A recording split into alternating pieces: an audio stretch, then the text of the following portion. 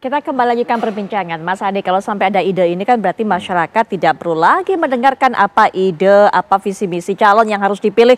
Gelontorkan saja uang paling banyak, begitu kan, itu akan menjadi pilihan dari masyarakat gitu dong. Ya, saya kira ini adalah pengakuan yang terlampau jujur sebenarnya dari Pak Hugua. Karena memang dalam realitas politik kita, pileg, pilpres, dan bahkan pilkada, politik uang itu adalah sesuatu yang tak terhindarkan, Putri.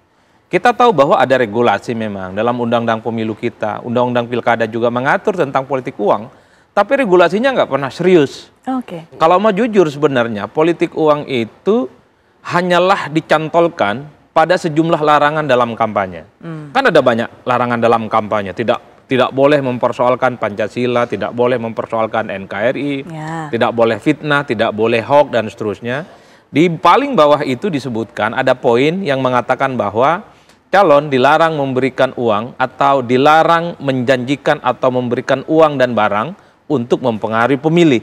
Itulah yang kemudian ditafsirkan sebagai politik uang.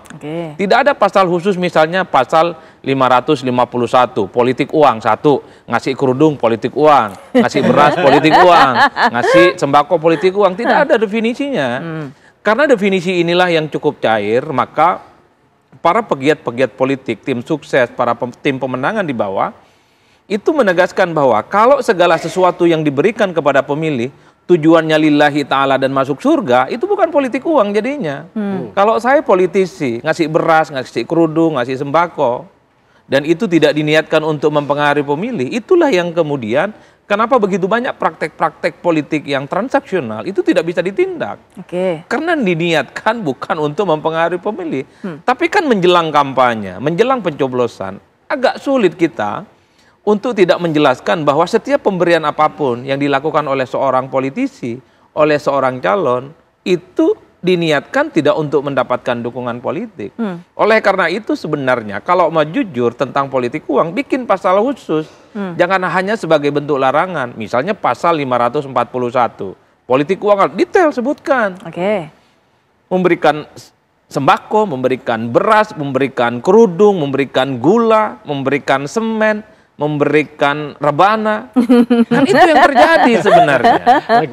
Kalau mau jujur itu detail dan itu yang terjadi. Oleh karena itu menurut saya ini kan sebagai bentuk kritik sebenarnya dan evaluasi kepada kita semua, terutama penyelenggara dan terutama pada kontestan pemilu. Ini kan kalau mau jujur sejak awal saya agak protes dengan regulasi, sekalipun memang ada ancaman pidana, kurungan 2 tahun dan denda sejumlah uang, tapi kan dalam realitas politiknya politik uang itu sangat sulit untuk diungkapkan, semacam hantu lah. Sering kita bicarakan, sering kita asumsikan, dan sering kita viralkan di mana-mana, tapi ketika dibuktikan, dia tidak pernah kemudian bisa ditindak sebagai sebuah pelanggaran dalam pemilu. Oleh karena itu sebenarnya apa yang disampaikan Pak Hugua ini mestinya harus dijadikan sebagai trigger, terutama oleh kawan-kawan Komisi 2 dan pemerintah bikin pasal khusus yang terkait dengan politik uang. Dan yang paling penting, sanksinya itu bukan hanya pidana, bukan hanya uang, tapi cabut hak politiknya seumur hidup. Kalau itu yang dilakukan, saya kira orang agak ngeri-ngeri sedap untuk melakukan tindakan-tindakan yang extraordinary, di mana dia dalam melakukan transaksi politik itu yang justru merugikan negara, dia merugikan demokrasi dan merugikan rakyat Indonesia secara umum. Pak Hugua, ada loh Pak cara lain seperti yang dikatakan oleh Mas Adi tadi. Kenapa nggak dibuat aturannya, dibuat pasalnya yang selama ini cair penafsirannya mengenai politik uang ini betul-betul dijabarkan dengan secara detail. Kemudian juga seperti dikatakan oleh Bang Lusius, betul-betul ada penindakan untuk mereka yang melakukan hal ini. Ada loh Pak cara-cara seperti itu Pak, ketimbang melegalkan money politik. Pak Hugua. Iya, terima kasih. Terutama teman saya Lusius dan Bung Adi ini. Jadi sebetulnya benar kan, ini kan kalau kita kembali kepada sejarah-sejarah kan sebetulnya di Bible atau di Al-Quran itu kan muncul ayat itu kan ada asbabul nuzulnya. Jadi pemilu terjadi kali ini kan baru terjadi yang menghentakkan kita semua. Akibatnya maka lalu di dalam evaluasi itu Mbak Putri, kita dengan Mendagri dalam hal ini DPR dengan pemerintah beserta penyelenggara, kita ada semacam kesepahaman untuk merevisi undang-undang politik kita ke depan. Bahkan ya lebih jauh Mas Adi, saya coba merumuskan karena ini mahal, maka saya coba usulkan di dalam rapat itu, kenapa kita tidak kembali kepada supremasi partai politik 100%. Misalkan hanya tanda gambar yang kita tusu dalam pemilu, kemudian lalu partai politik menentukan calon-calonnya sesuai dengan nomor urut. Itu juga kan pasti ada plus minusnya. Juga ada sistem campuran misalkan. Ada juga plus minusnya. Karena dalam tata kenegaraan kita kan di Papua kan ada sistem noken. Artinya ada asimetris campuran kan. Jadi di samping Mas Adi tadi katakan bahwa kita memang bikin pasal-pasalnya lebih tegas, tetapi sistem politiknya juga harus dilihat lebih murah. Jadi selalu kan dunia ini berputar terus, kembali muncul lagi, karena itu tinggal yang terjadi adalah akselerasi dan perbaikan-perbaikan di sana sini.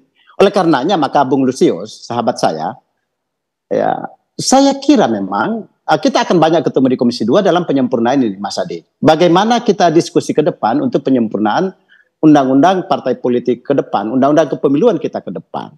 Ada juga berkembang bahwa kenapa harus ada dua, rezim pemilu dan rezim pilkada dengan Undang-Undang nomor 10 dan Undang-Undang nomor 7. Kenapa kita tidak satukan saja? Karena sudah ada tata negara kita atau tata laksana yang kita lakukan adalah ada omnibus law misalkan. Kenapa sistem politik ini kita tidak gabung saja menjadi satu sistem politik tentang pemilu dan pilkada ini digabung menjadi satu. Jadi evaluasi ini Mbak Putri memang berkembang kepada bagaimana revisi undang-undang pemilu. Nah yang mendasar sekarang kan pilkada di hadapan mata ini. Ruangnya tinggal PKPU.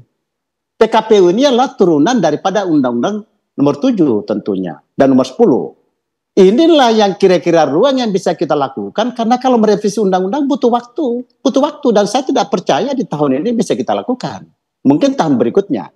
Oleh karenanya maka di PKPU inilah muncullah ide-ide gila itu atau ide-ide kontroversial itu apapun judulnya sehingga lalu karena tinggal ruangnya di sini kira-kira begitu Mbak Putri. Baik. Ingin solusi yang cepat, cukup progresif. Nah ini kemudian obatnya kalau menurut Pak Hugua. Bang Lusius, apalagi tadi Pak Hugua sudah menarik lebih lanjut lagi, lebih jauh lagi, lebih luas mengenai ada hubungan dengan sistem politik yang berjalan di negara kita. Ya, saya kira betul sih ya. Ini kan tidak atau bukan cuma masalah di pemilu saja atau di kampanye pemilu saja gitu ya. Kalau kita bicara politik uang ini mestinya bicara dalam konteks yang lebih besar gitu ya. Bagaimana sistem politik kita secara menyeluruh itu bisa dievaluasi sehingga akhirnya pada saat pemilu orang tidak hanya tergantung pada uang kemudian untuk bisa mendapatkan atau memenangkan suara di dapil di pemilu gitu ya. Dan saya kira pertama rumahnya dulu deh partai politik itu yang saya pikir Komisi 2 juga perlu pertimbangkan untuk mengevaluasi serius undang-undang pemilu yang sudah 10 tahun lebih gitu ya, belum pernah disentuh untuk direvisi gitu ya. Kalau bicara sistemik itu kan akar persoalan kita tuh di mana sih sesungguhnya sehingga politik uang ini selalu menjadi gitu ya, strategi favorit dari para politisi kita gitu ya. Dan saya menduga sih kondisi partai politik kita yang jadi biang kerok kenapa kemudian kita selalu berhadapan dengan politisi-politisi yang mengandalkan aksi-aksi pragmatis itu untuk bisa mendapatkan suara gitu ya. Misalnya bagaimana partai politik bisa menghasilkan kader gitu ya yang kemudian pada saat pemilu dia kemudian tidak jualan atau tidak membeli suara dengan uang gitu, tapi kemudian menjual ide dan gagasan seperti yang kita harapkan gitu ya. Kan kalau sekarang tuh lebih banyak kemudian rekrutmen kader untuk dijadikan calon anggota legislatif itu selalu akan terjadi menjelang pemilu gitu ya. Dan banyak kemudian yang didaftarkan seperti orang mau masuk SMA atau masuk perguruan tinggi gitu ya. Jadi bagaimana orang-orang ini kemudian diminta untuk mengikuti norma atau kaidah atau ideologi partai gitu ya. Pada saat yang sama dia dituntut untuk bisa mendapatkan suara gitu. Jadi pilihannya ya politik uang. Jadi saya setuju ini soal sistemik di politik kita, tidak hanya soal urusan membeli suara di pemilu saja gitu ya.